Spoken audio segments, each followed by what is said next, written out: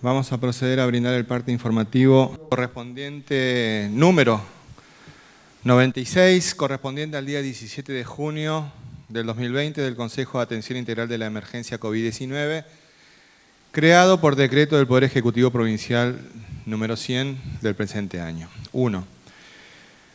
Informamos que en las últimas 24 horas se diagnosticaron 2 casos positivos de coronavirus. Se tratan de 2 personas del Centro de Alojamiento Preventivo Juan Pablo II, pertenecientes al mismo circuito de los casos reportados como positivos hasta la fecha. Uno de ellos es un joven de 22 años, de los que fueron aislados en el Hospital Distrital número 8 días atrás por presentar molestias gastrointestinales. Y el segundo caso es un niño de 8 meses que no presenta ningún síntoma, cuya mamá dio resultado positivo durante la semana pasada, también asintomática. 2. El caso sospechoso del paciente de 57 años internado en el Hospital Distrital Evita número 8, del Hospital Distrital número 8 del barrio Eva Perón, con resultado pendiente, dio negativo a coronavirus. No se reportan casos sospechosos pendientes ni actuales a la fecha.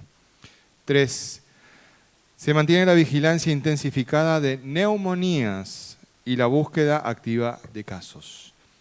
En este marco, informamos que una paciente de 30 años de la localidad de Pirané, pareja de una persona que trabaja en el sector transportista, en el día de anoche consulta al hospital local por dolor de garganta sin presentar fiebre. Si bien no configura un caso sospechoso por protocolo, por no ser un contacto estrecho de un caso sospechoso o confirmado de COVID-19, se decide su hisopado en el marco de la búsqueda activa de casos y se esperan sus resultados para las próximas 24 horas. 4. Atento a ello, la provincia de Formosa ha diagnosticado hasta la fecha 40 casos positivos a coronavirus, 2 mujeres y 38 varones. La totalidad de estas personas continúan internadas en el Hospital Interdistrital de Contingencia COVID-19, encontrándose en buen estado general. 12 presentan síntomas leves y 28 evolucionan sin síntomas. 5. En las últimas 24 horas se procesaron 108 muestras, dando 106 de ellas resultados negativos a coronavirus. Se incluyen aquí las muestras tomadas a las personas que terminaron la cuarentena obligatoria en los centros de alojamiento preventivo de la Fundación Racimo y el Círculo de Suboficiales de la Policía, quienes están siendo dadas de altas de estos centros. 6. Con los análisis de búsqueda activa y estrategia de control, contención y bloqueo, totalizan a la fecha 1.896 tests realizados con una positividad del 2.11%. 7. Fueron controladas 21.067 personas en la vía pública en el marco de la tarea preventiva que lleva adelante la policía en toda la provincia.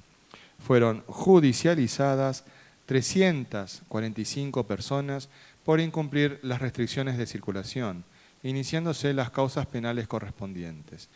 Se controlaron 8.585 vehículos y se secuestraron 47 de ellos. A partir del control de circulación restringida por terminación de patente, se han secuestrado en el día de ayer 8 automóviles y 34 motocicletas. Asimismo, fueron notificadas 250 personas por no usar el barbijo en la vía pública.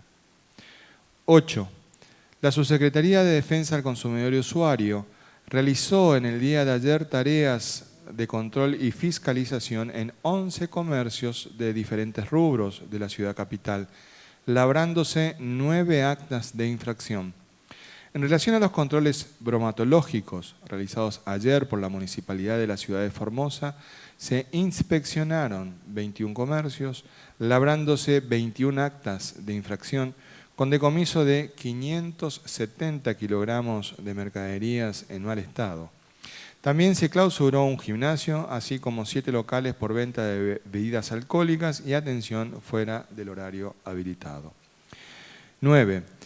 En el día de mañana, jueves 18 de junio, continuará la fumigación espacial contra el dengue en localidades del interior, provincial y de capital. A su vez, el trabajo de prevención, control domiciliario y fumigación continuará en los barrios y localidades mencionadas en el parte del día de ayer, agregándose los barrios Evita de Pirané, Matadero de Ingeniero Juárez y San José Obrero y 1 de Mayo de la ciudad capital. En el trabajo de descacharrizado en conjunto entre el Ministerio de Desarrollo Humano y el municipio capitalino, continuará en el barrio Villa Lourdes y con vialidad provincial en el barrio 1 de Mayo. 10. Con provincianos. Los casos positivos informados hasta el momento ratifican la eficacia de las tareas de detección, bloqueo y control, ya que se limitan a un único circuito de uno de los centros de alojamiento preventivo, cuya finalidad es justamente evitar que el ingreso del virus a la provincia se propague en la población.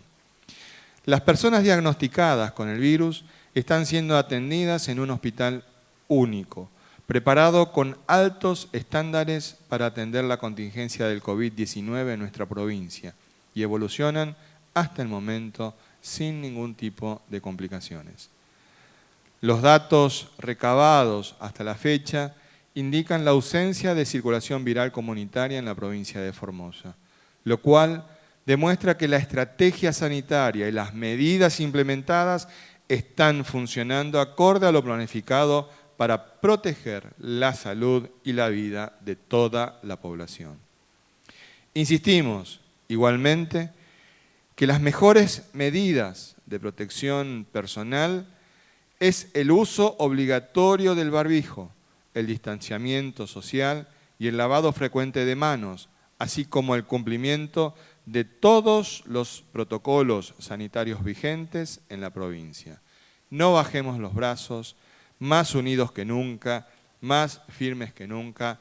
En Formosa no se rinde nadie. Este ha sido el parte informativo número 96, correspondiente al 17 de junio del Consejo de Atención Integral de la Emergencia COVID-19. En relación a los aspectos económicos de esta emergencia sanitaria, nuestro ministro de Economía, Hacienda y Finanzas, el doctor Jorge Ojeda Ibáñez, nos brindará algunas precisiones. Doctor. Muy buenos días a todos y a todas. Queremos informarles a todos ustedes la marcha de los distintos cronogramas de pago de asignaciones, fundamentalmente en este momento lo referente al ingreso familiar de emergencia.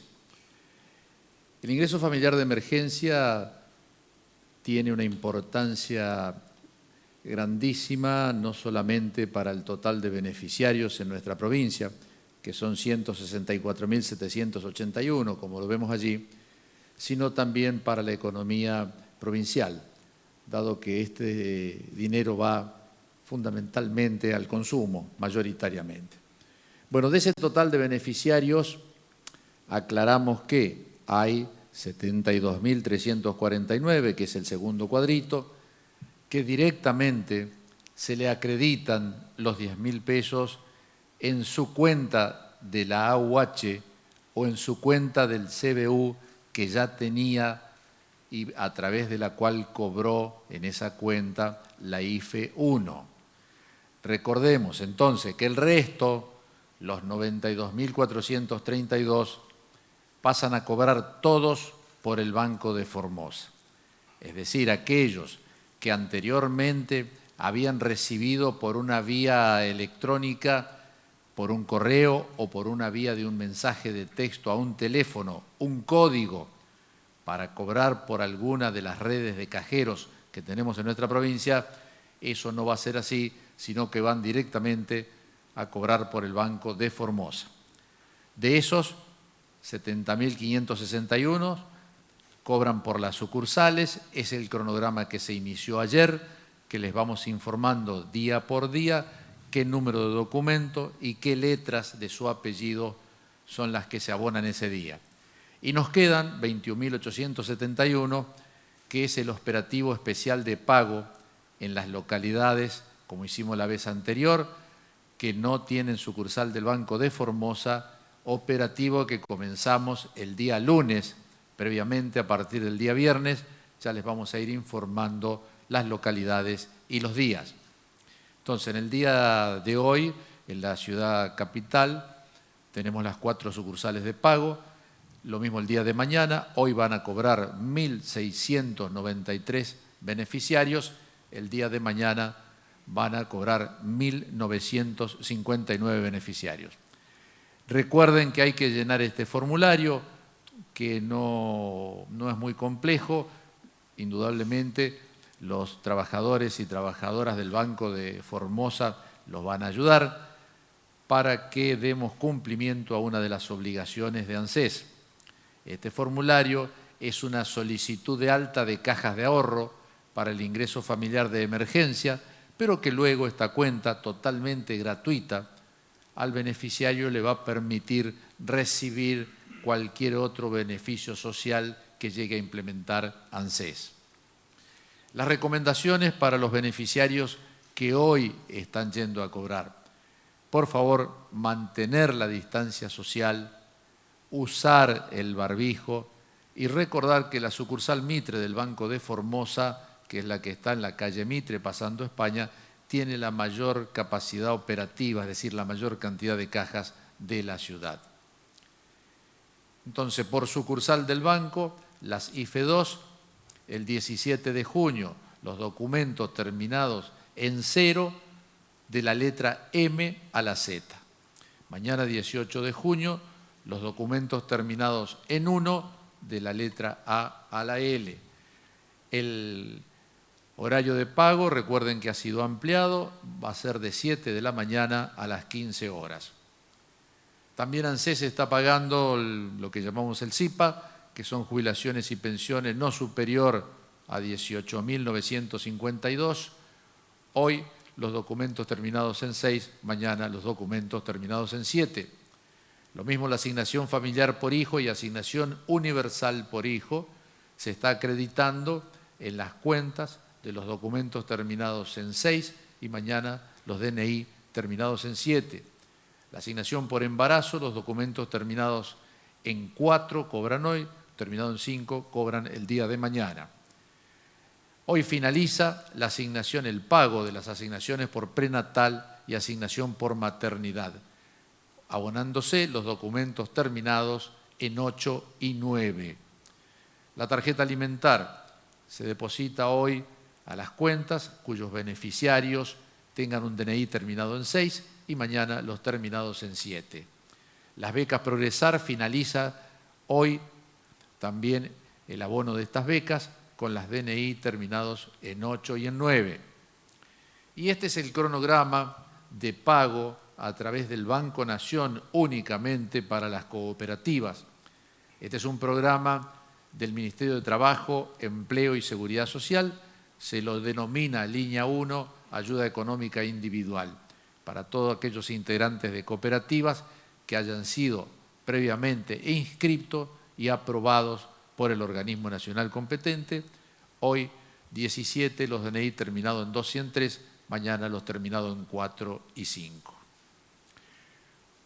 Usalo siempre, cuidémonos entre todos, elegí el que más te guste, pero usalo siempre. Es un mensaje del Consejo de la Atención Integral de la Emergencia COVID-19. Gracias, doctor. Respecto de la evolución de los pacientes que tenemos internados en el Hospital Interdistrital Evita, el doctor Julián Vivolini nos va a brindar información al respecto. Doctor. ¿Qué tal? Buenos días. Sí, de las 12 personas que están con sintomatología, son todas síntomas leves, por suerte, un poco de congestión nasal, algunos refieren odinofagia, que es el dolor de garganta. Ninguno ha manifestado fiebre, no ha presentado fiebre, por lo menos con los controles de signos vitales hechos por el personal. ninguno está con requerimiento de oxígeno, tampoco se ha necesitado administrar suero por vía endovenosa, o sea, están todos en buen estado general.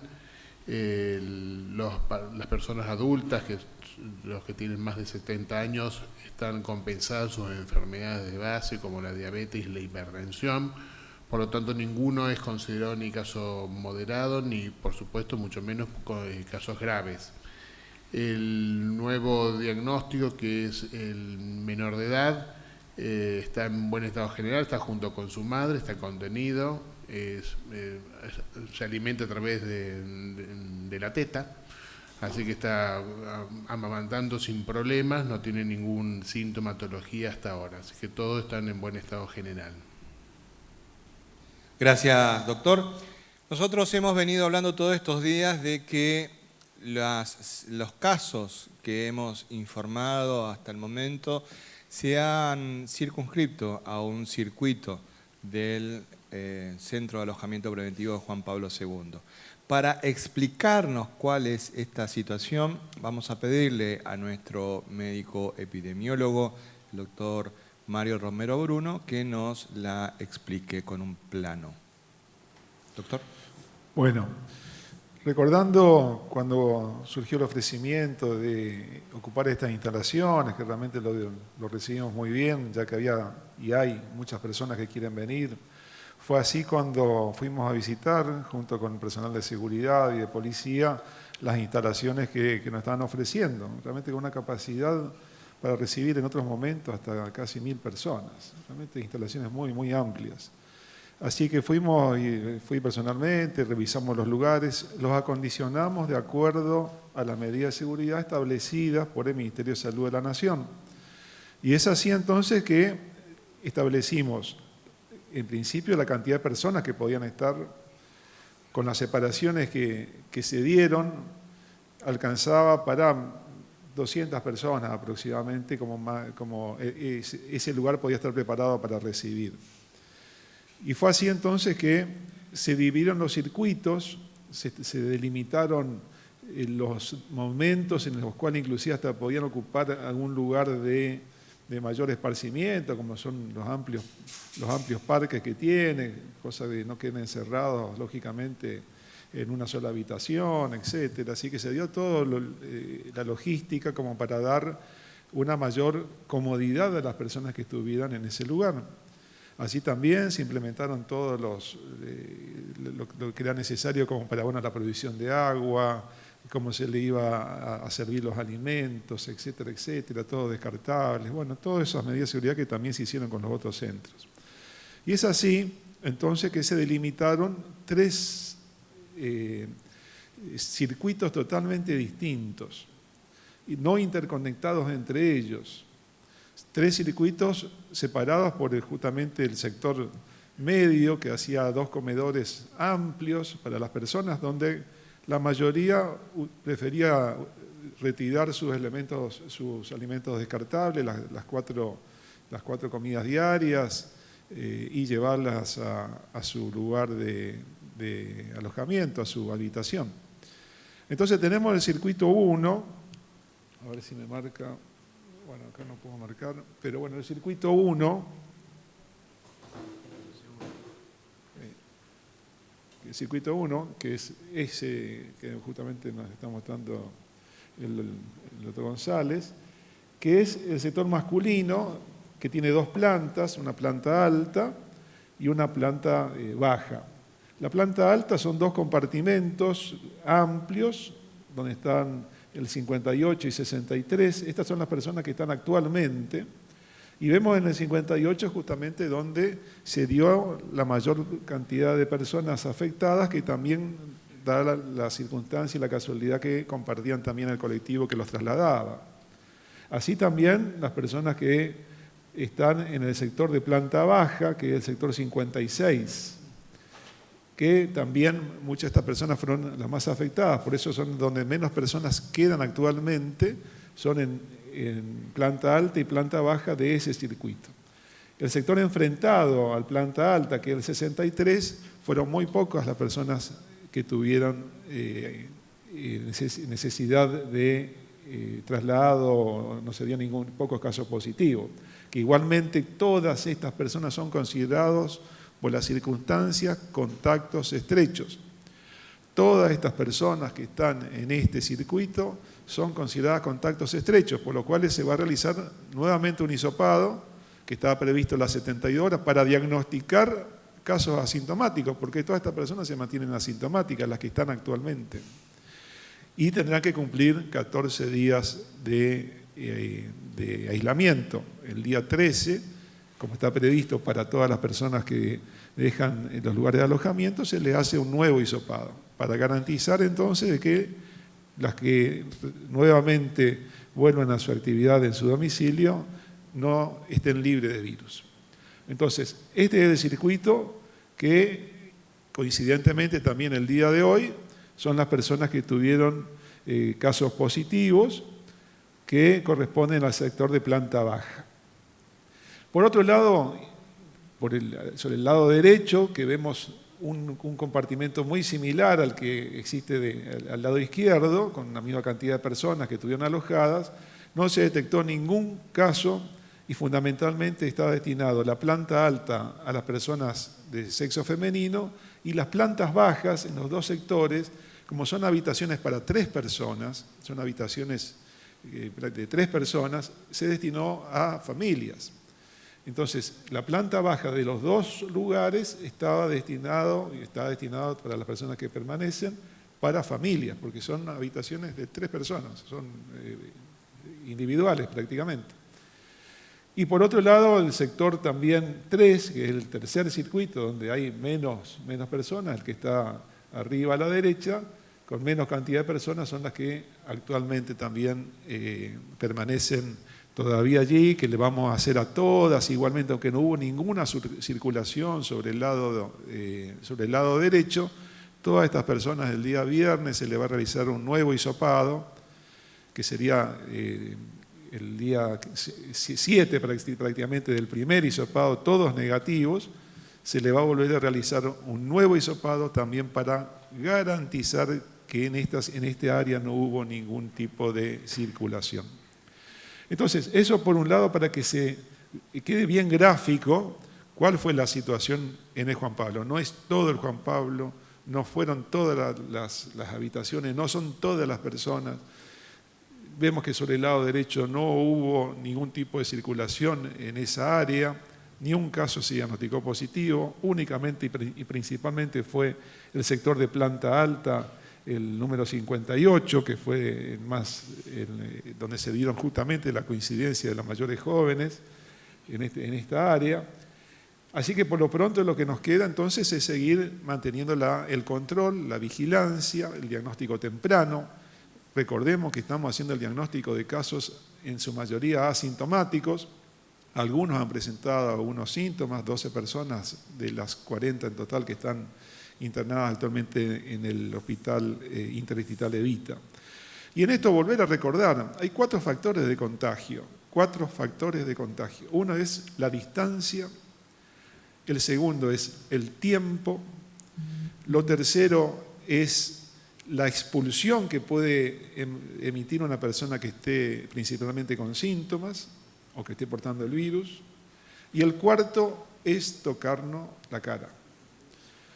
Con respecto a la distancia que uno se puede transmitir el virus, inclusive si una persona está tosiendo o estornudando o exhalando fuertemente, son 2 metros. Por eso es la distancia de seguridad que pretendemos que todos la conservemos, que aprendamos esta situación y sobre todo en los lugares donde hay gente que no convive con nosotros, mantener esta distancia de los 2 metros. Lo segundo es el tiempo, y está establecido también que el tiempo mayor a los 15 minutos ya nos coloca en situación de riesgo. Entonces se tiene que dar tiempo, distancia. Lo tercero es la expulsión que emitimos nosotros cuando alguna persona está asintomática respiratorio, o tose, o estornuda, o habla muy fuerte, o grita. Y para eso es fundamentalmente el uso del barbijo. Para eso la prevención es el uso del barbijo, para evitar nosotros estar transmitiendo cualquier tipo de virus. Y lo cuarto es tocarnos la cara, porque si quedó alguna superficie con el virus y nosotros con la mano tocamos esa superficie y después nos tocamos la nariz, la boca o los ojos, introducimos el virus. Entonces, tocarnos menos la cara y lavarnos las manos frecuentemente con agua y jabón. Si no hay agua y jabón, alcohol en gel. Entonces, las medidas de prevención van a seguir manteniéndose por ahora todo lo que sea necesario. Así que bueno, esto era para comentarle a ustedes cómo fue la situación, cómo fue el análisis previo, cómo se dio la situación que era esperable, siempre dijimos, justamente por eso hicimos este mecanismo de alojamiento para evitar que cualquier persona que pudiera haber ingresado con el virus, aún siendo asintomático, aún negativo en el análisis inicial, porque recordemos que hay un periodo de ventana donde también puede haber un análisis negativo. Entonces, aún teniendo todas esas precauciones, pedíamos los 14 días y seguimos solicitando, lógicamente, voluntariamente, que las personas permanezcan 14 días en control diario. Así que bueno, nada más. Muy bien, muchas gracias, doctor. Estamos abiertos a las preguntas que deseen formular.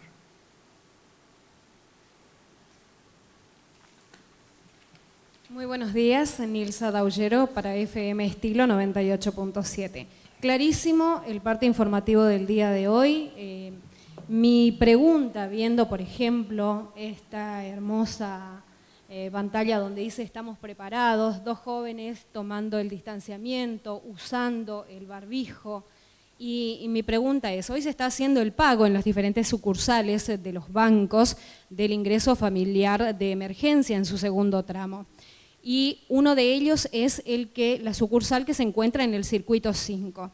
Desde horas tempranas, largas filas de personas que están haciendo para poder cobrar este ingreso. Y no estarían respetando justamente algo que recién el doctor Romero Bruno nos explica claro cuáles son. ¿Sería porque estamos seguros o no sé cómo decirlo, de que no hay circulación viral en base a lo que ustedes nos están diciendo, que estos 2 casos positivos que se saben en el día de hoy están controlados, ya están en el interdistrital Evita y no hay circulación viral? ¿Será por eso la irresponsabilidad de la gente que todavía no tomamos en cuenta de que la prevención es la única manera? Esa es mi pregunta. Muchísimas gracias. Bueno, nosotros desde tempranas horas de la mañana ya sabíamos que había muchos beneficiarios en la sucursal del Banco de Formosa del Circuito 5, en la calle Canepa. No se olviden que no son solamente las sucursales de Capital la que se abona hoy. En Capital y en todas las localidades que el Banco de Formosa tiene sucursales. Por lo tanto, nosotros reiteramos el pedido que hemos hecho recién a los beneficiarios: por favor, mantengan la distancia social, utilicen obligatoriamente el barbijo, colaboren con los trabajadores y trabajadoras del Banco de Formosa, con el personal de la policía de la provincia y con gente de distintos organismos que va para ayudarlos, pero también para protegernos. Es decir, que no haya una circulación del virus, como explican los doctores, los médicos, no implica en absoluto que no debemos tener en cuenta las medidas de bioseguridad. Puede ser un exceso de confianza. No se olviden que antes del caso 0 también se decía, no, acá no hay coronavirus, entonces, ¿para qué vamos a utilizar estos elementos de bioseguridad? ¿O por qué no abren todas las actividades? Cuando la cuestión era totalmente al revés. No teníamos coronavirus o hemos logrado encapsular el coronavirus precisamente porque aquí se han aplicado protocolos muy estrictos que a veces causan en algunos una cierta reacción. Pero les repito, por favor, los beneficiarios que van a cobrar a las sucursales del banco, hay que respetar obligatoriamente todas las medidas de bioseguridad. no se puede colocar un agente de policía al lado de cada uno de nosotros para que nosotros respetemos estas normas. Y fíjense ustedes que a partir del lunes comienza el operativo en el interior de la provincia también. Entonces, estos recaudos son lo mismo para cualquier comprovinciano que tenga que ir a cobrar la IFE, donde indudablemente se va a encontrar con un grupo de personas. Es imposible que vaya uno solo a cobrar y esté él solito en la cola. Por eso es que tenemos que extremar los recaudos en este momento.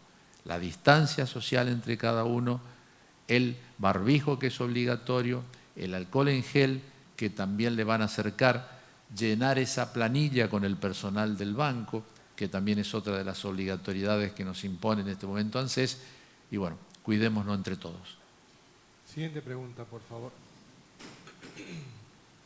Buenos días, Hernán Espínola de Conirdí Multimedios, El Cóndor FM 90.1, Irupé FM 102.5, Divino FM 106.5. La pregunta para el ministro González. El día de ayer, en una entrevista con el licenciado Nicolás Trota, en Concepto AM de Capital Federal, dejó entrever que Formosa es una de las provincias que estaría en condiciones de retomar el ciclo electivo en forma presencial.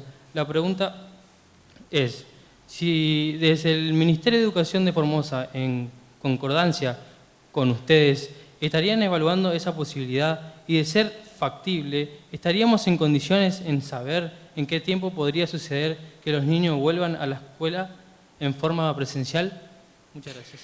Gracias. Y antes de responder esa pregunta que nos acaba de realizar, quiero dar cumplimiento al compromiso que había asumido en el día de ayer respecto de la presencia de un taxi de Capital Federal en nuestra provincia. Y en ese sentido quiero felicitar el control ciudadano porque funciona espectacularmente. Efectivamente se trató de un taxi que ingresó a las 5:40 horas por Mansilla. Era un transporte autorizado de 2 personas que tenían que pasar la frontera para ingresar al Paraguay. Y en ese sentido me permito aprovechar esta oportunidad para explicarles cómo es el procedimiento de esos casos. Ustedes bien saben de que nuestras fronteras se encuentran cerradas, tanto la frontera del Paraguay como la frontera de la Argentina. Solamente funciona para el transporte internacional. Cuando se trata del ingreso de personas de Argentina hacia el Paraguay, tiene que existir una autorización expresa de las autoridades paraguayas que van a permitir el ingreso de esas personas y que después esas personas en el Paraguay harán la cuarentena correspondiente. A su vez, cuando se trata de personas que ingresan desde el Paraguay hacia la Argentina, quien debe prestar el consentimiento y la autorización es la Argentina, y esos trámites se realizan vía ambas cancillerías. En este sentido, este transporte de personas, que eran 2 personas que tenían que ir al Paraguay, el vehículo se ingresó a las 5:40, hizo todo el recorrido hasta Loyola, realizaron los trámites pertinentes, fue sometido a un breve examen médico y volvió a salir a las 12:30 por Mansilla. Eso es para dejar en claro de que nosotros tenemos un estricto control de nuestros límites provinciales. Con relación a lo que usted acaba de preguntar respecto del inicio de las clases, el ministro de Educación en reiteradas oportunidades ha respondido esa pregunta a los distintos colegas suyos que la han formulado.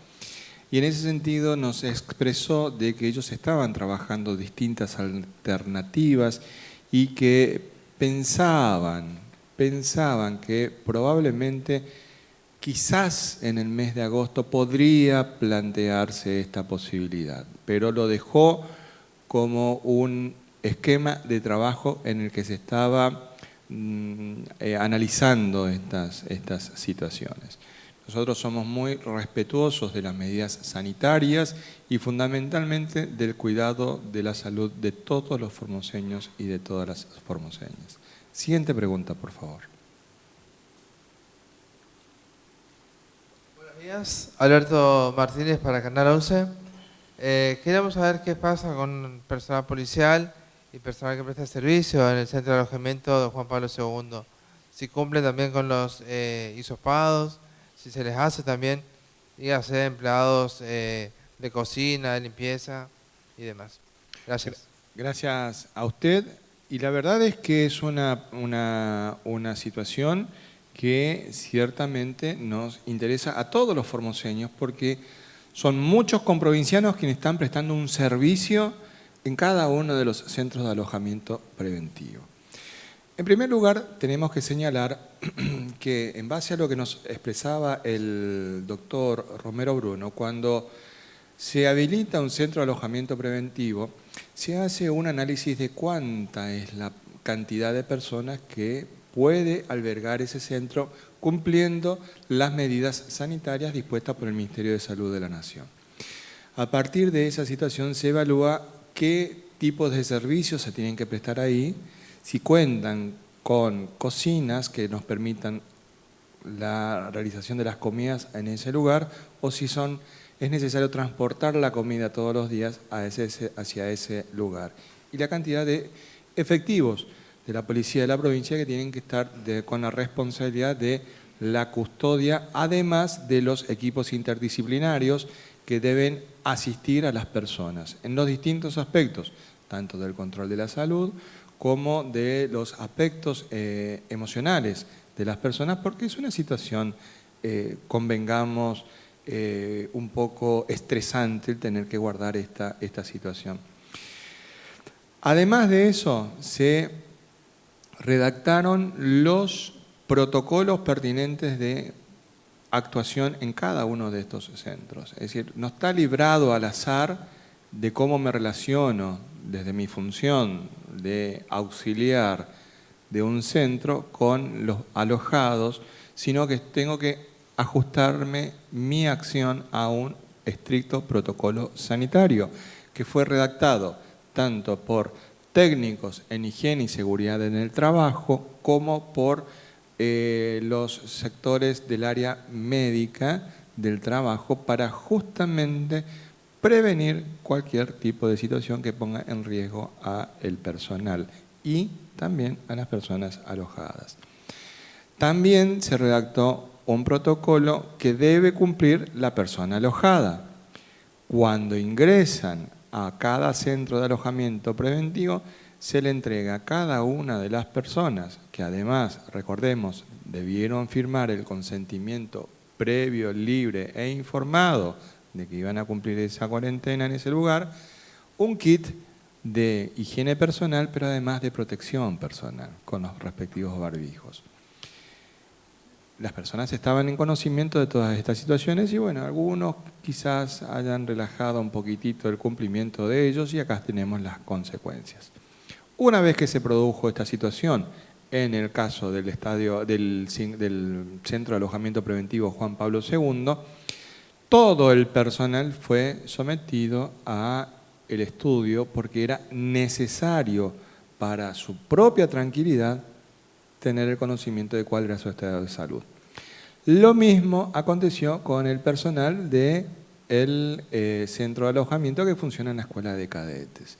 También pasó lo mismo con el personal que asiste a las personas que están alojadas en el polideportivo policial. Es decir, nosotros garantizamos de que las personas tengan la tranquilidad que cuentan con todos los elementos de bioseguridad y que también cuentan en este momento con un estado de salud óptimo. Siguiente pregunta, por favor. Muy buenos días, Hernán Salinas para el Diario de la Mañana y Radio Viva. La consulta a quien corresponda, al no haber circulación viral y estando suspendido el ingreso administrado a la provincia, ¿se podría decir que la principal preocupación sería el ingreso y egreso de los camiones formoseños, camioneros formoseños en este caso, teniendo en cuenta que días pasados también ustedes anunciaron el protocolo correspondiente de seguimiento a estas personas y la consulta puntual es si se realiza el hisopado también a estas personas? Muchas gracias. Bueno, justamente estamos muy atentos y como siempre venimos diciendo, estamos en los detalles, en lo fino de toda esta situación. justamente agudizando todo lo que es controles. Y en eso se está estableciendo, primero, como todas estas cosas que hablamos, una conciencia y responsabilidad de cada uno de cómo tiene que cuidarse. Primero, antes que nada, tenemos que trabajar sobre la conciencia y responsabilidad de cada uno. Esto es algo individual. Y en eso, lógicamente, las personas que tienen el riesgo, si van a salir de la provincia y después van a ingresar, con más razón, porque estamos diciendo, cuidado con el virus que puede estar afuera, y justamente si lo transporta, el primer lugar que puede afectar es la casa, la familia. Entonces son los que mayor cuidado están teniendo. Si bien hay requisitos obligatorios, como en este caso ya lo establecimos que fue uno de los primeros, que era el uso del barbijo, el uso también para las personas que reciban lo que venga al transporte, las medidas de bioseguridad obligatorias, también estamos insistiendo ahora justamente en señalar exactamente quiénes son las personas, cómo está constituida la familia. Y ahí viene también lo otro, que es el control periódico que se le va a realizar. Hay personas que realmente hacen viajes, algunos hasta todos los días, 2 veces por semana, 1 vez cada 15 días, depende de la frecuencia que también tenemos analizado y estudiado por los controles que se vienen realizando en este tiempo a través de la policía de la provincia. Sabemos exactamente quiénes son las empresas, quiénes son los choferes, qué mercaderías transportan, cada cuánto es la frecuencia, dónde viven. Bueno, en esto estamos justamente intensificando el control, sobre todo, esto es importante, el control de la ciudadanía, lo que estaba señalando el ministro, que uno mismo está viendo si hay otra persona que venga, de dónde viene, qué pasó, porque nos estamos cuidando entre todos. Bueno, esto también es cierto dentro del mismo barrio, dentro de la misma familia. Así que vamos a seguir trabajando, primero, individualmente en la conciencia, y segundo, darle también todos los elementos de cómo cuidarse dentro de la casa. Es preferible que tenga sus propios cubiertos, que tenga su propio lugar, que sepa lógicamente la higiene en las manos, todo el cuidado que hace a la familia misma también, que tenemos que darle los elementos de protección. Y después establecer esto que estamos diciendo de los controles periódicos que van a ser hisopados también, lógicamente. Para ampliar ese aspecto de lo que hace al transporte interprovincial, el doctor Jorge Oscar Ibáñez nos ampliará. Con respecto al transporte, lo dividimos al solo ejemplo de su tratamiento en 3 tipos de transportistas.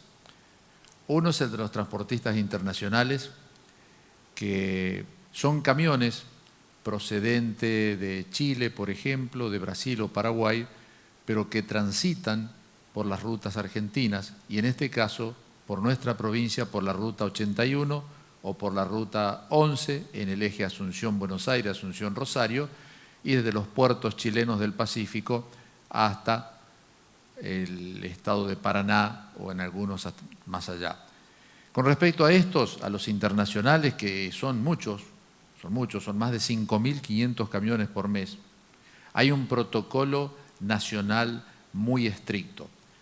Y para el mejor cumplimiento del mismo, se ha articulado un mecanismo que consiste en juntarlos cada determinadas horas a todos los camiones que llegaron al límite de nuestra provincia, ejemplo la línea Barilari, y de allí acompañados por vehículos de la policía hasta San Ignacio de Loyola. Estos son los camiones de chapa extranjera que normalmente veíamos en la ruta, algunos en tránsito, otros deteniéndose en distintos pueblos y localidades, ya sea por gastronomía, por la estación de servicio, o porque quería comprar algo, o porque solamente quería descansar. Bueno, esto no lo pueden hacer más. No pueden detenerse donde ellos quieren, el protocolo es muy estricto, y no pueden tampoco ingresar en una localidad y con su camión ir a visitar a algún amigo, pariente, conocido, lo que fuera. Hay un protocolo muy estricto para las cargas internacionales que transitan por nuestra provincia. El otro grupo es el que conforman los transportistas que de una provincia a otra, es decir, ingresan a nuestra provincia, que vienen de provincias vecinas, algunas más alejadas. No se olviden que tenemos que garantizar la cadena de provisión de alimentos y de medicamentos y de repuestos y también de los corralones de materiales, que son actividades que están permitidas. Entonces, estos sistemas de transporte los dividimos en dos. Los que son camioneros estrictamente formoseños, que entran y salen por sus actividades comunes, son los que el doctor Romero Bruno les dijo cuál es el protocolo y el seguimiento que se hace día por día cuando ellos están acá en su casa. Nos quedan aquellos que ingresan, que son transportes de otras provincias, ya sea la provincia de Buenos Aires, Córdoba, Santa Fe, Chaco, que diariamente ingresan. Con respecto a esos, además de cumplir el protocolo correspondiente, nosotros estamos instando desde hace ya varios días a las empresas extraprovinciales, proveedoras, por ejemplo, de distintos tipos de alimentos y de cargas generales, a que deban tener un centro de distribución en nuestra provincia. En este caso, por ejemplo, en la ciudad de Formosa. ¿Por qué solicitamos esto? Porque la mecánica de estos transportistas en épocas normales era que vienen con el camión y recorren todos los barrios de nuestra provincia donde tienen un cliente y le van bajando mercadería. Eso era antes, ahora tenemos que tratar de evitarlo. Por eso le decimos, tienen que constituir un centro de distribución, un ejemplo, en nuestra ciudad. Viene el camión de otra provincia, allí baja toda la mercadería y se retira. Y con un camión de Formosa y con un camionero formoseño, entonces sí, hacemos todo el reparto en todos los negocios de los barrios, pequeños, medianos o grandes. Hemos dado un plazo de 15 días, creo que ya debe ir cerca de una semana, para que arbitren estas medidas, que en este momento consideramos muy, pero muy importantes. Por eso es que instamos a todas estas empresas. Estamos teniendo recepción de varias empresas que ya lo están haciendo. Algunas están alquilando acá para la cadena de frío, otros están construyendo algunas instalaciones, lo mismo que empresas de cargas generales. Bueno, esperemos que todos nos comprendan y que realmente logremos hacer esto. Gracias, doctor. Siguiente pregunta, por favor. Buenos días, Alejandro Richard, LR8 Radio Nacional Formosa y LR20 Radio Nacional Las Lomitas. Doctor González, quería que me confirme o desestime esta información de que habla de hubieron 2 personas, una menor de edad, ingresando ilegalmente desde la provincia del Chaco hasta la localidad de Ingeniero Juárez, y de un hombre proveniente de la provincia de Santa Fe que había ingresado por Villa 213. Quería saber la situación legal de estas personas y si es cierta esta información y si tienen que cumplir la cuarentena aquí en nuestra provincia. Gracias. Sí, efectivamente hemos dado a conocer en los distintos medios de comunicación de personas que hemos podido detectar, insisto, a través del control social que realizan. En este caso habían 2 personas que eran de una comunidad que se llama Ciervo Petizo, que queda en la provincia del Chaco, y después había esta otra persona que estaba en la zona del 213. Todas estas personas entendemos su situación, la comprendemos, pero tenemos que cuidar la salud de todos los formoseños. Fueron traídos a Capital, se les practicaron los respectivos hisopados y están haciendo la cuarentena correspondiente. Siguiente pregunta, por favor. Muy buenos días, doctores. Perdón, antes que me olvide. Esto es de todos los días. Todos los días la participación ciudadana es muy importante para poder llevar adelante de manera adecuada la protección de la salud de todos los formoseños. Estos casos trascienden, toman conocimiento, ustedes la preguntan, pero todos los días tenemos este tipo de situaciones. La verdad es que tenemos que reivindicar y poner en resalto la labor que viene realizando nuestra policía de la provincia en ese sentido, acompañando esta participación ciudadana en cuanto al control social. Disculpe, no, adelante. por favor, doctor, no hay problema. Muy buenos días. Consultarles o ampliar la pregunta que realizó un colega hace instantes, de qué pasa con el personal que está trabajando en el Hospital Evita, teniendo en cuenta que ahí se encuentra contenido, se encuentran estos 40 casos de coronavirus de la provincia. Ayer dialogábamos con una trabajadora de ese hospital y en uno de los programas de una de nuestras radios afirmaba que no contaban con todos los elementos de bioseguridad. Por eso es la pregunta. ¿Cómo se está trabajando y qué pasa con el personal que está en contacto con las personas que tienen casos confirmados en Formosa. Muchas gracias. Gracias a usted. Doctor Vivolini. Sí, no, en el hospital por supuesto que cuenta con los elementos de protección personal, que cuentan con los camisolines, tienen sus barbijos, tienen las antiparras o inclusive también tienen el que cubre todo el rostro, las máscaras. Tienen sus elementos de equipo de protección personal. Por supuesto que si no se cumple con eso es imposible trabajar. Como no tener, no sé, jeringas, que son elementos básicos que obviamente se deben cumplir, por supuesto. Siguiente pregunta, por favor. ¿Qué tal? Buenos días, Ariel Gay para C3 Noticias. Doctor, a quien corresponda, este comportamiento que está teniendo el virus en Formosa, con la mayoría de los casos asintomáticos, ¿es atípico? Y por otra parte, ¿cuál es el protocolo que se aplicaría, y en esto hablo de potencial y cruzamos los dedos para que no ocurra, en el caso de registrarse algún caso autóctono? Muchas gracias. Bueno, el comportamiento del virus se lo está descubriendo.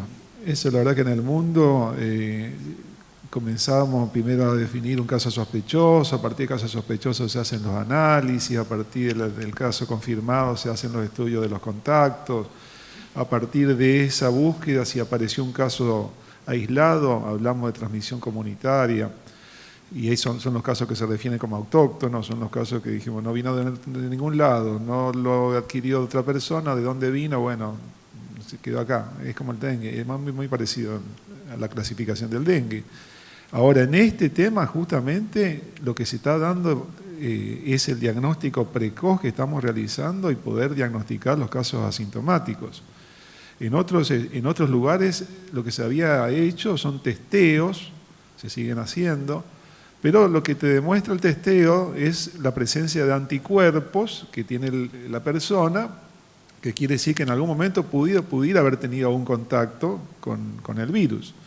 Pero nosotros lo que estamos haciendo son hisopados que diagnosticamos el virus en la persona y esto nos da un diagnóstico temprano. Entonces lo definimos a estas personas que son casos asintomáticos. Las publicaciones que hay en el mundo refieren que pudiera haber primero hablaban de un 6%, ahora están hablando hasta casi de un 41, 45% de casos asintomáticos, pero estas son publicaciones que están apareciendo a nivel mundial. Nosotros estamos teniendo una experiencia particular en tener tantos casos asintomáticos y ver cómo evolucionan en el tiempo, porque cuando uno diagnostica a una persona puede ser que no tenga síntomas y después las manifieste. Entonces hablamos de un caso presintomático. Es presintomático porque lo detectamos antes de los síntomas.